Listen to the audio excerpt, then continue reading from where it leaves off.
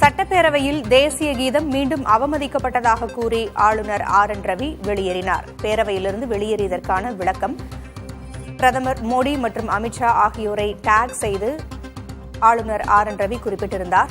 முதலில் தேசிய கீதம் வாசிக்க வேண்டும் என்று பேரவையின் விதி என்றும் அவர் கூறியிருந்தார்.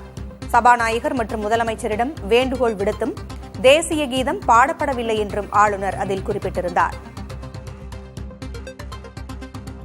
பேரவையில் தேசிய கீதம் மீண்டும் அவமதிக்கப்பட்டதாக கூறி ஆளுநர் ஆர் என் ரவி வெளியேறியிருக்கிறார்.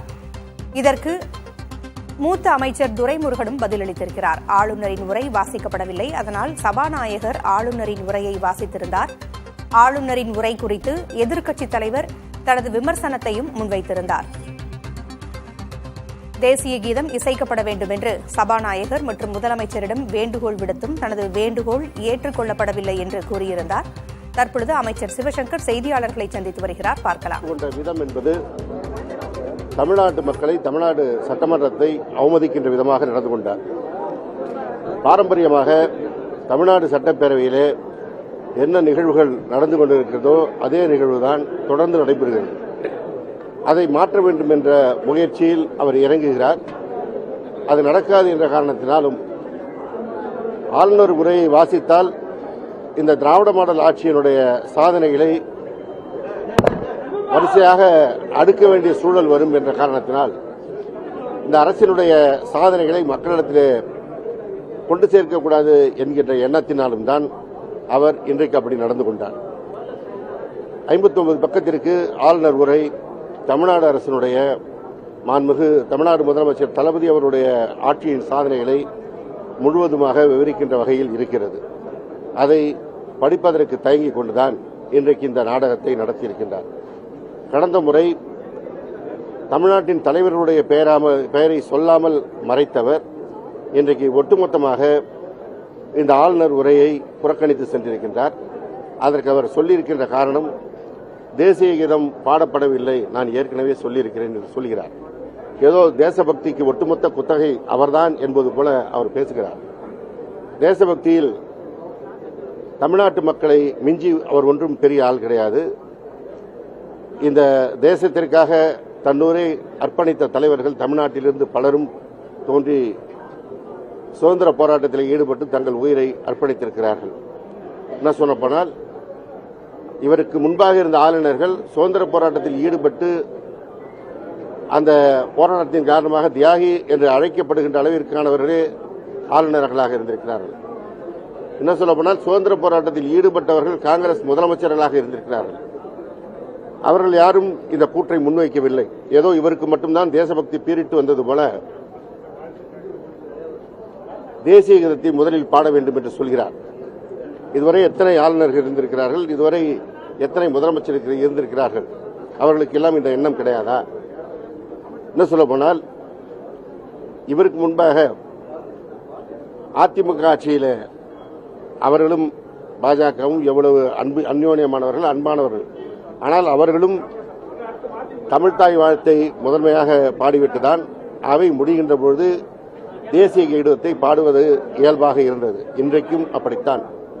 இன்றைக்கும் தமிழ்தாய் வாழ்த்து துவங்கி ஆளுநர் உரையை தமிழிலே மாண்புமிகு அவைத்தலைவர் அவர்கள் வாசித்த பிறகு இறுதியாக தேசிய கீதம் பாடப்பட்டு அதற்கு மாண்புமிகு தமிழ்நாடு முதலமைச்சர் உட்பட அனைவரும் எழுந்து நின்று முறையாக மரியாதையாக அதற்கான மரியாதையை செலுத்திதான் தேசிய கீதமும் இன்றைக்கு பாடப்பட்டிருக்கிறது.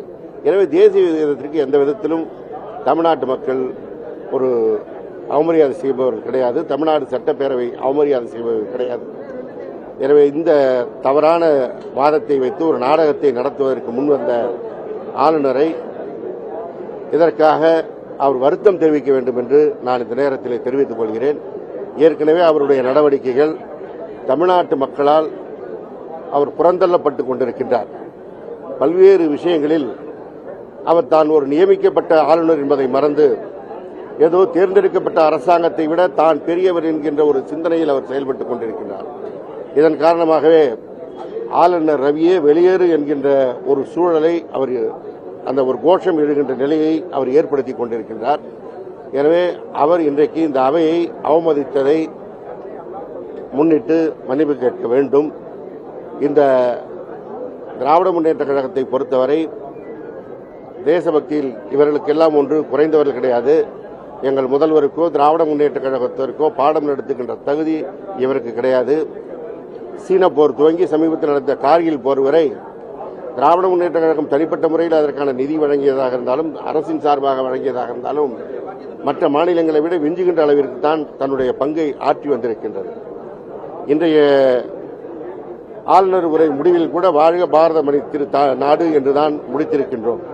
என தேச ஒற்றுமையிலோ தேசபக்தியிலோ திராவிட முன்னேற்ற கழகத்திற்கு பாடம் நடத்துகிறேன் என்ற தோரணையில் இந்த அரசினுடைய சாதனைகளை மறைப்பதற்கான நடவடிக்கையிலோ அல்லது தமிழகத்தை தமிழ்நாடு சட்டமன்றத்தை அவமதிக்கின்ற விதத்திலோ அவர் நடந்து கொண்டது சரியல்ல.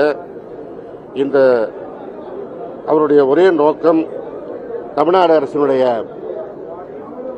சாதனைகளை எடுத்துக் கூறக்கூடாது என்பதுதான். இன்னும் சொல்லப்போனா தேசிய கீதத்தை அவமதித்ததே இந்த ஆளுநர் ரவிதான். தேசிய கீதம் பாடுகின்ற வரை இருக்காமல் உடனடியாக அவர் வெளிநடப்பு செய்கிறார். கடந்த ஆண்டும் இதே சூழல்தான். ஆளுநர் உரையிலே பல்வேறு திருத்தங்களை செய்து அந்த அறிக்கையை வாசித்தார். அதற்கு பிறகு தேசிய கீதம் பாடுகின்ற அளவிற்கு கூட காத்திருக்காமல் தேசிய கீதத்தை புறக்கணித்து கடந்த முறையும் வெளிநடப்பு செய்தார். எனவே 2 முறை அவர்தான் தேசிய கீதத்தை புறக்கணித்து வெளிநடப்பு செய்திருக்கிறார். எனவே அதற்காக அவர்தான் வருத்தம் தெரிவிக்க வேண்டும் என்பதை இந்த நேரத்தில் நான் பதிவு செய்ய விரும்புகிறேன். வேறு உள்நோக்கனா அவருடைய நடவடிக்கை ஒட்டுமொத்தமாக தவறான ஒரு நடவடிக்கை என்பது நாடு அறியும், நாட்டு மக்கள் அறிவார்கள். அதையெல்லாம் மறைக்கின்ற விதமாகத்தான் அங்கே இருந்து உரையாற்றுவதற்கு அவர் விரும்பாமல் தான் வெளியேறி இருக்கிறார். அவர் பதவி காலம் முடிஞ்ச பிறகு இன்னும் தொடர்ச்சியா நீட்டிக்கிட்டு இருக்கிறார். அது அவரே அவமானப்படணும். இந்த பதவி காலம் அவருக்கு நீட்டிப்பு வழங்கப்படவில்லை. இன்னும் சொல்லப்போனா ஒரு பாமர மொழியில சொன்னா அந்த பதவியில் நீடிப்பதற்கு ஒன்றிய அரசோ பிரதமரோ குடியரசுத் தலைவரோ தக்க செய்தியை கூறாமல் இந்த பதவியில் அவர் ஒட்டிக்கொண்டிருக்கின்றார். ஒட்டிக்கொண்டிருக்கின்ற ஒருவர் அதை அவமானமாக கருதி உடனடியாக வெளியேறுவதுதான் அவருக்கு அழகு, அவர் படித்த ஐபிஎஸ்ற்கு அழகு. கண்டிப்பாக. ஏன்னா இவர் வெளியில போகணும்னு நினைச்சுதான் ஒன்றிய அரசு இருக்குது போட்டிருக்கு, ஒன்றிய அரசை ஆளுகின்ற பாஜக இருக்குது போட்டிருக்கு. ஆனால் அதை அவர் அதை எதிர்கொள்ளாமல் இந்த பதவியிலே ஒட்டிக்கொண்டு காலத்தை ஓட்டிக்கொண்டிருக்கிறார். ஒன்றிய அரசு விரும்புவதனாலதான் தொடர்றாரு.